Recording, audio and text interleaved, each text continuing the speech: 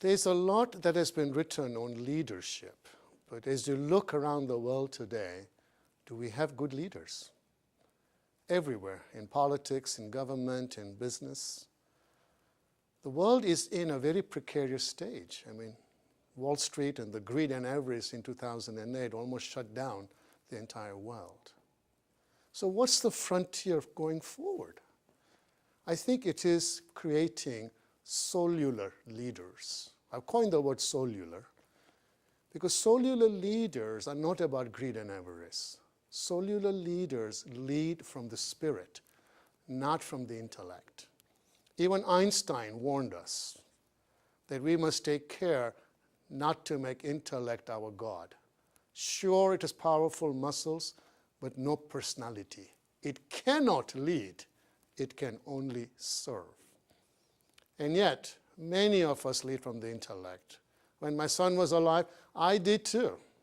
And I can tell you today that what helped me to deal with my son's tragedy was not my education in math and finance, even though I attended some pretty good colleges in England. What helped me was having that spiritual foundation. Today, I bring my spiritual foundation in everything I do, in my work, in my relationships, of course in the Khamisa Foundation.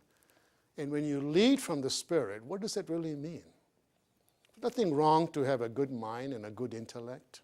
Nothing wrong with going through college and getting your degrees. But understand that intellect by itself is a limited faculty. So if I have a decision to make as a Soulular leader, I first go to my intellect and say, does it make sense? I don't stop there, I go to my heart. Does it feel good? Does it feel right? I don't stop there because we've all made decisions that we think make sense and feel good, and then we say, why did I do that? I take one extra step and I go to my spirit and say, is it inspiring? Will others take my lead? Will others follow? And I grant to you that if it makes sense, if it feels good, and if it is inspiring, that will be the decision a Soulular leader will make. A Soulular leader always makes decisions that are in the highest good for him, for the other parties, for the planet, and for humanity.